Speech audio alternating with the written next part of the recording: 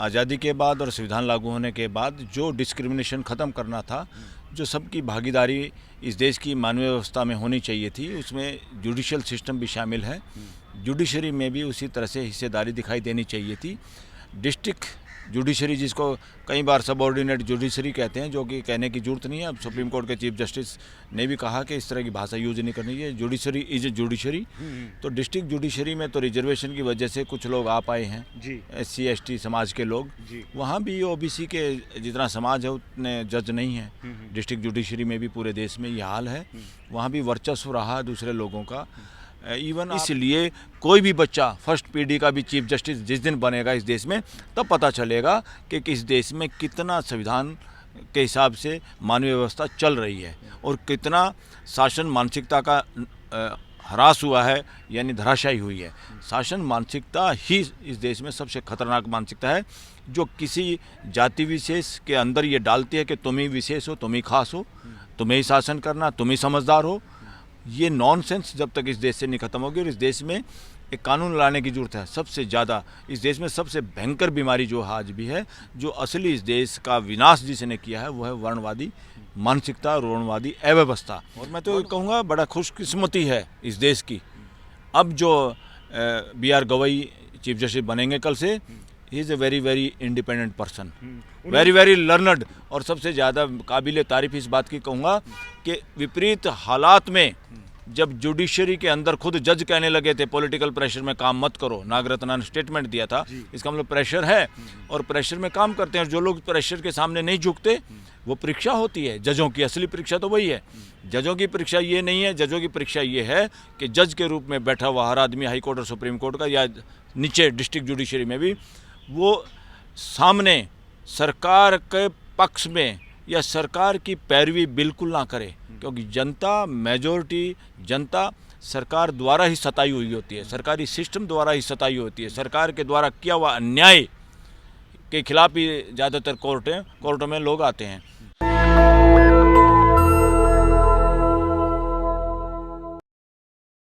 Sir, क्या कहना चाहेंगे? आज़ादी के 78 साल बीत चुके हैं और BR गवई साहब जो है सर्वोच्च न्यायिक पद पे पहुंचने वाले दूसरे व्यक्ति होते हैं। इस पर क्या आप कहना चाहेंगे?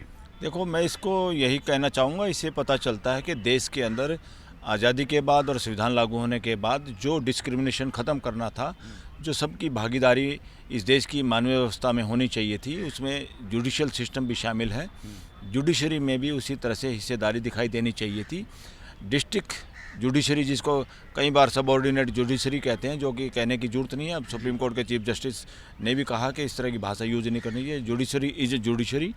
तो डिस्ट्रिक्ट जुडिशरी में तो रिजर्वेशन की वजह से कुछ लोग आ पाए हैं, SC ST समाज के लोग। वहाँ भी OBC के जितना समाज है उतने जज नहीं है। डिस्ट्रिक्ट जुडिशरी में भी पूरे देश में ये हाल है। वहाँ भी वर्चस्व रहा दूसरे लोगों का।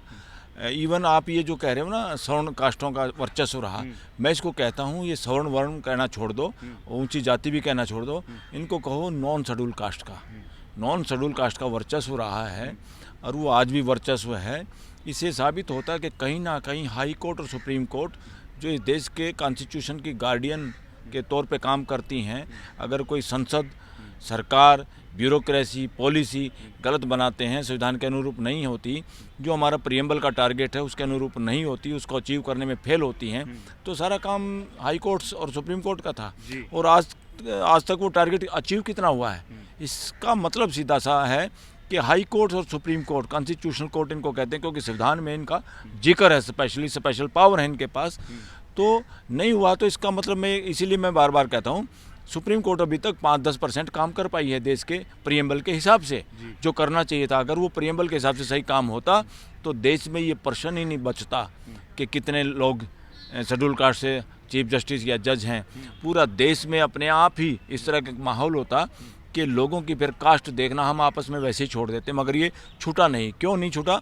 कि नॉन शेड्यूल कास्ट लोग जो हैं, जिनको आप सवर्ण कास्ट कहते हैं या ऊंची जाति कहते हैं, मैं उनको कहता हूँ नॉन शेड्यूल कास्ट। वो ऊंची जाति नहीं है, सवर्ण नहीं है, बाकी कोई पीतल और लोहे की जातियां हैं क्या? ये भाषा नॉनसेंस है, इसको बंद करना पड़ेगा।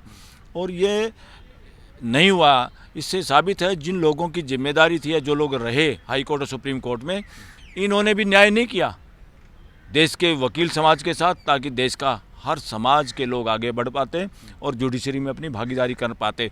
जुडिशरी मेरिट वेरिट का नाम नहीं है, ये लोग मेरिट इस देश के हर नागरिक में मेरिट है, हर जाति के आदमी में, लोगों में, बच्चों में मेरिट है। अपॉर्चुनिटी का गड़बड़ है सारा का सारा इस देश के अंदर। अगर अपॉर्चुनिटी की गड़बड़ ना हो, इस देश का एक एक नागरिक across the caste, across the creed, वो इस देश की भागीदारी और इस देश को आगे बढ़ाने में सब लोग तत्पर हैं, तैयार हैं, काबिल हैं, योग्य हैं। ये मौका ना देने की जो बीमारी इस देश के अंदर है, ये खतरनाक दीमक की तरह इस देश को खाई जा रही है। लेकिन लोग तो यही कहेंगे ना कि जो पढ़ेगा लिखेगा वो अपनी योग्यता के हिसाब से उस पद पर पहुंच सकता है, और बीआर गवई साहब ने वो करके दिखाया है, तभी उनको ये मौका मिला है। बीआर गवई ने तो वो करके दिखाया। बीआर गवई के फादर एक पॉलिटिशियन थे, वो एक ऐसे घर में पैदा हुए कि उनको अपॉर्चुनिटी मिल गई। अपॉर्चुनिटी देने की ड्यूटी हर नागरिक को, हर बच्चे को इस देश की सरकार की जिम्मेदारी है। ये मैंडेट है कॉन्स्टिट्यूशन का। इसलिए कोई भी बच्चा फर्स्ट पीढ़ी का भी चीफ जस्टिस जिस दिन बनेगा इस देश में, तब पता चलेगा कि इस देश में कितना संविधान के हिसाब से मानवीय व्यवस्था चल रही है और कितना शासन मानसिकता का ह्रास हुआ है, यानी धराशायी हुई है। शासन मानसिकता ही इस देश में सबसे खतरनाक मानसिकता है, जो किसी जाति विशेष के अंदर ये डालती है कि तुम ही विशेष हो, तुम ही खास हो, तुम्हें ही शासन करना, तुम ही समझदार हो। ये नॉनसेंस जब तक इस देश से नहीं खत्म होगी, और इस देश में एक कानून लाने की जरूरत है। सबसे ज़्यादा इस देश में सबसे भयंकर बीमारी जो आज भी है, जो असली इस देश का विनाश जिसने किया है, वो है वर्णवादी मानसिकता, वर्णवादी अव्यवस्था। वर्णवादी अव्यवस्था को ख़त्म करने के लिए वर्णवाद निर्मूलन कानून बनाना पड़ेगा, ताकि कोई भी वर्णवादी शब्द यूज ही ना कर पाए अपने नाम के साथ, अपनी जाति के साथ, अपने रिलीजन के साथ, किसी भी तरह से। जो हमारे वर्णवाद के अंदर 4 शब्द हैं, ब्राह्मण, क्षत्रिय, वैश्य, शूद्र, और तीसरा चौथा तो बिल्कुल जो इनसे भी बाहर था, जिनको अछूत बोलते हैं। ये 5 शब्द बिल्कुल इस देश के अंदर बैन होने चाहिए। इनका यूज भी बैन होना चाहिए और इनका कोई शब्द लगा के अपनी पहचान ना बना सके। लेकिन कई बार कहा जाता है कि कॉलेजियम के कारण जो है कॉलेजियम पे कई सारे सवाल खड़े होते हैं। लेकिन आज उसी कॉलेजियम ने देखिए एक दलित समुदाय से जो है बीआर गवई अभियोक्ता रखते हैं, तो उनको भी जो है भारत के सर्वोच्च मुख्य न्यायाधीश बनाया जा रहा है। अरे भाई, ये प्रेशर है, ये देश के वकीलों का, जनता का प्रेशर है। समझे आप कैसे बनाया? ये लोग तो चाहते हैं इस तरह के लोगों को, कमज़ोर लोगों को लाना, और बीच बीच में जो सरकार के पिट्ठू बन सके, इस तरह के लोगों को लाना चाहते हैं दूसरे कास्ट से, तो SC ST से, तो या दूसरे OBC से, कि ऐसे लोगों को लाओ जो हमारे हिसाब से चलें। ये इंडिपेंडेंट टाइप के लोगों को लाना नहीं चाहते। और मैं तो कहूँगा बड़ा खुशकिस्मती है इस देश की। अब जो बीआर गवई चीफ जस्टिस बनेंगे कल से, he is a very very independent person, very very learned, और सबसे ज़्यादा काबिल तारीफ इस बात की कहूँगा कि विपरीत हालात में जब जुडिशरी के अंदर खुद जज कहने लगे थे पॉलिटिकल प्रेशर में काम मत करो, नागरत्ना ने स्टेटमेंट दिया था, इसका मतलब प्रेशर है और प्रेशर में काम करते हैं। जो लोग प्रेशर के सामने नहीं झुकते, वो परीक्षा होती है जजों की, असली परीक्षा तो वही है। जजों की परीक्षा ये नहीं है, जजों की परीक्षा ये है कि जज के रूप में बैठा हुआ हर आदमी, हाई कोर्ट और सुप्रीम कोर्ट का, या नीचे डिस्ट्रिक्ट जुडिशरी में भी, वो सामने सरकार के पक्ष में या सरकार की पैरवी बिल्कुल ना करे, क्योंकि जनता, मेजॉरिटी जनता सरकार द्वारा ही सताई हुई होती है, सरकारी सिस्टम द्वारा ही सताई होती है। सरकार के द्वारा किया हुआ अन्याय के खिलाफ ही ज़्यादातर कोर्टों में लोग आते हैं। इसलिए जस्टिस बीआर गवई ने वो रीढ़ की हड्डी दिखाई, जब इस देश में वैसे तो देर आए दुरुस्त आए, काफ़ी साल तक लोग जेलों में पड़े रहे, फिर भी हिम्मत दिखाने वालों में सबसे पहला नाम जस्टिस ओका, वो भी महाराष्ट्र नागपुर से आते हैं। उसके बाद अगर कोई नाम है तो दूसरा नाम है जस्टिस बीआर गवई, जस्टिस मसीह भी हैं, और जस्टिस भुइयाँ। ये तो 4-5 नाम हैं देश के सामने, जो देश के साथ खड़े हुए, देश के लोगों के फंडामेंटल राइट के साथ, और ऐसे आदमी का चीफ जस्टिस बनना बड़ी खुशी की बात है हमारे जैसे सब वकीलों के लिए, पूरे देश के लिए, कि जो आदमी देश के लोगों के फंडामेंटल राइट को बचाने के लिए, जिस जज के अंदर इतनी वो इंटेलिजेंसिया है, इतना विवेक है कि किसी भी तरह के विपरीत और काले कानून में से भी जनता के हितों की रक्षा करने के लिए पॉइंट ढूंढना, आउट ऑफ बॉक्स सोचना, यही तो जजों की पहचान है। बुलडोजर मामले में उन्होंने जो है वो मामला उन्हीं के बेंच में सुना गया था। उन्होंने किस प्रकार से रोक लगाया कि उचित कानून की प्रक्रिया का पालन नहीं किया जा रहा है, और सरकार को जो है ना कहीं एक आईना दिखाया। मैंने बड़ी प्रशंसा की थी इस बात पे। मैंने कहा था देर आए दुरुस्त आए, मगर वो दुरुस्त आए तो अच्छा था वो भी। अगर इमीडिएट पहले आता तो और भी मज़ेदार बात थी, जो कि डिले हुआ। बहुत सारे लोग पीड़ित हुए, बहुत सारे लोग सताए गए सरकार द्वारा। तो इसलिए उस गाइडलाइन को भी जस्टिस बी.आर. गवई के बेंच ने जारी किया। और हमें एक और उम्मीद है, अब हमने भी कोई पिटीशन फाइल किया है, और वो 2 पिटीशन ऑलरेडी उनकी कोर्ट में है, जो सोशल मीडिया के खिलाफ जिन लोगों, जो दमनकारी नीति है सरकार की या कानून है उनके खिलाफ, जो आपको ब्लॉकिंग रूल्स हैं, जो आपके चैनलों को ब्लॉक करता है, उसमें 4 PM का तो चालू कर दिया, उसके बावजूद भी वो केस पेंडिंग है। पेंडिंग इसलिए है, और हमने भी जो केस डाला, हमने तो उसमें डाला ये है, ये HNP न्यूज़ की तरफ से हमने एक पिटीशन डाल दिया यहाँ पे, उनका भी डिमोनेटाइजेशन किया है, ताकि किसी भी चैनल का, इस देश के युवाओं का, जो इस देश के साथ ट्रांसपेरेंट खबर चलाना चाहते हैं पूरे देश के साथ, और ड्यूटी कर रहे हैं बिना नौकरी के, खुद का उद्यम और मेहनत से काम करें, उन पे कोई रुकावट ना डाल सके, उसके लिए हम गाइडलाइन जारी करने के लिए हमने पिटीशन फाइल किया। वो भी इसी बेंच में लगेगा, क्योंकि 2 केस पहले यहाँ पर लगे हुए हैं। हो सकता है वो गाइडलाइन का सरे भी इस बेंच को जाए, जस्टिस गवई की बेंच को जाए। बी.आर. गवई साहब के बारे में एक और बात कही जाती है कि एक बार ये इन्होंने रात को जो है कोर्ट खुलवाया था। तीस्ता सीतलवाड़ को शायद गिरफ्तारी होने का मामला था गुजरात दंगों में, और वो किसी प्रोग्राम को छोड़ कर आए थे और रात में उनके लिए उन्होंने कोर्ट खुलवाया था। यस, उस वक्त मास्टर ऑफ रोस्टर तो खैर वो थे मिस्टर क्या नाम है वो, जो रिटायर हो गए चीफ जस्टिस चंद्रचूड़, मगर उन्होंने बेंच गठित किया था। और बेंच गठित भी तो फिर ऐसे हिम्मत वाले आदमी का चाहिए ना, जो कर सके काम को। किसी आदमी को आप टारगेट बना के विरोध की आवाज़ दबाना सबसे बड़ा आतंकवाद है। जितना इस देश में और दुनिया में आतंकवाद है, वो सिर्फ एक कारण है उसका मेन, जब आप लोगों की बात नहीं सुनते, जब आप लोगों की जायज़ बात सुनना नहीं चाहते, जब लोगों की बात जो सही बात है उसको दबाना चाहते, कुचलना चाहते हैं, और उन लोगों का नाम आप आतंकवादी, नक्सलवादी कहते हो, उसका सारा का सारे जिम्मेदारी इन सरकारों की है। और फिर बाद में उन लोगों की हत्याएं करने का काम, और कहते हो आतंकवाद है। आतंकवाद कहीं नहीं है दुनिया के अंदर। आतंकवाद एक वो है, लक्षण है। वो लक्षण किस बात का है? जब तुम लोगों की बात नहीं सुनते, जब जायज़ बात सुनना नहीं चाहते, जब तुम्हारी मानसिकता शासन की होती है, तब तुम अपने आप को डेमोक्रेटिक जनप्रतिनिधि की बजाय देश का मालिक समझ बैठते हो और राजा समझ बैठते हो। तो उस मानसिकता ने इस देश और धरती का बेड़ा गर्क किया हुआ है। इंडो पाक वार भी जो अभी जो हुआ ये मसला, ये उसी का है। दोनों देशों की सरकार इसमें दोषी हैं। ये मानसिकता इनकी गड़बड़ है। ये डेमोक्रेटिक माइंड सेटअप के लोग नहीं हैं, वरना 2 पड़ोसियों की सबसे ज़्यादा दोस्ती होनी चाहिए, भाईचारा होना चाहिए, फ्री वीज़ा होना चाहिए। लेकिन आतंकवादी घटनाएं होंगी अगर किसी देश के द्वारा, तब तो इधर से भी कार्रवाई तो होगी ही दूसरे देश के द्वारा। अरे कार्रवाई होगी, वो आतंकवाद की घटना होती क्यों है? पहले बात क्यों नहीं करते आप? जब आपको पता है किसी पड़ोसी के साथ हमारा कोई मुद्दा, असली मुद्दे को सुलझाओ ना, असली मुद्दे को सुलझाओ। तुम उस मुद्दे को जानबूझ के लिंगरोन क्यों करते हो? आंख में आंख डाल के हिम्मत क्यों नहीं तुम्हारी एक दूसरे से बात करने की? तुम आंख चुराते हो, इसका मतलब तुम्हारे मुद्दे गलत हैं, इसका मतलब तुम्हारे सिद्धांत गलत हैं, और तुम देश को झूठी देशभक्ति के चक्कर में आग में झोंकना चाहते हो दोनों देश के लोगों को। सर, हम बात कर रहे थे बी.आर. गवई साहब के बारे में, और अभी जो है कहा यह जाता है कि सुप्रीम कोर्ट जो है ओवर रीच कर रहा है और एक सुपर संसद की तरह काम कर रहा है, और इस समय पे बी.आर. गवई साहब अब जो हैं वो मुख्य न्यायाधीश बनने वाले। इस पे क्या कहना चाहेंगे? देखिए, बिल्कुल करप्शन का ही मामला लगातार उठता रहता है। अभी जो यशवंत साहब जो दिल्ली हाईकोर्ट के न्यायाधीश रहे हैं। यस, ये तो कमाल है ना इस देश के नेता इस्तीफा देते, ना इनका देश में भ्रष्टाचारी जज इस्तीफा देता।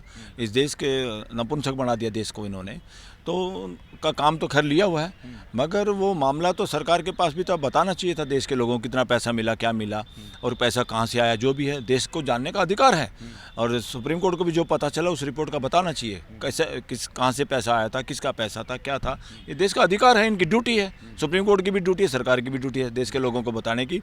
बी.आर. गवई जी से मैं एक और उम्मीद हम लगाए बैठे हैं। नंबर 1 कि ज़्यादा से ज़्यादा, पहली बात तो या तो उसको सिस्टम को ख़त्म किया जाए, सीनियर डेजिग्नेशन को। कुछ वकील ही सीनियर होंगे, उन्हीं को संविधान का ज़्यादा ज्ञान है। या उनको आप सीनियर डेजिग्नेट कर देंगे, लोगों को एक तरह से ये हो जाएगा ये ज़्यादा ज्ञानी ध्यानी वकील हैं और लोगों पे प्रेशर पड़ता है कि इन्हीं को वकील किया जाए, इनसे केस को आर्गूमेंट कराया जाए, वो फीस भी फिर ज़्यादा लेते हैं। ये देश में कई देशों में बंद हो चुका है। पहली बात तो ये तो बंद होना चाहिए। दूसरा, अगर नहीं तो देश के बहुजन समाज के जो वकील हैं सुप्रीम कोर्ट्स में, हाई कोर्टों के अंदर, उनको भी ज़्यादा से ज़्यादा संख्या में सीनियर डेजिग्नेट करना चाहिए और उस फार्मूले को उसको रिलैक्स करना चाहिए, उस फार्मूले को कि जो सीनियर बनाने के लिए जो फार्मूले हैं जानबूझ के जो किसी खास वर्ग से आने वाले वकीलों के पक्ष में जाते हैं, उनको बदलने की जरूरत है। दूसरा, देश में master of roster, high court में चीफ जस्टिस होता है और यहाँ भी चीफ जस्टिस होता है, कौन केस किसके सामने लगेगा। तो इसलिए मैं कह रहा हूँ BR गवई जी इसकी पहल करें और एक दरियादली दिखाएं। एक आदमी भ्रष्टाचारी हो सकता है, सरकार के सामने झुक सकता है। मैं वो बात BR गवई जी पे लागू नहीं करता। उन्होंने तो पहले ऐलान कर दिया मैं कोई रिटायरमेंट के बाद पोस्ट नहीं लूँगा, यानी कोई आदमी मुझे प्रभावित करने की कोशिश ना करे, कोई लालच देने की कोशिश ना करे, इसलिए मैं वो करूँगा और तुम भी चौकस होकर काम करना, नहीं तो मुझे करड़े फैसले लेने पड़ेंगे। ये बहुत अच्छी बात कही। मैं तो बार बार कह रहा हूँ ये रिटायरमेंट के बाद पूरी तनख्वाह के साथ रिटायर होते हैं, फैसिलिटी नौकर चाकर और तनख्वाह वो मिलती है, इनको बहुत सारी चीज़ें मिलती है बाद में भी, मरते दम तक भी। और ये क्यों बाद में नौकरी करना चाहते हैं उन पदों पे जो नीचे होते हैं और फिर उसके लिए लंबी लंबी जीभ निकाले रहते हैं। तो ये BR गवई जी ने बहुत ज़बरदस्त एग्जाम्पल फिट किया है और इसलिए किसी भी जज को, पहली बात तो जितने कानून है देश के अंदर, जब कमीशन में, ट्राइब्यूनल में मेंबर या चेयरमैन बनाने की बातें हैं, वो सारे कानून ख़त्म होने चाहिए। वो इस जुडिशरी को पंगु और नपुंसक बनाने के लिए वो कानून है, वो कानून धराशायी होने चाहिए।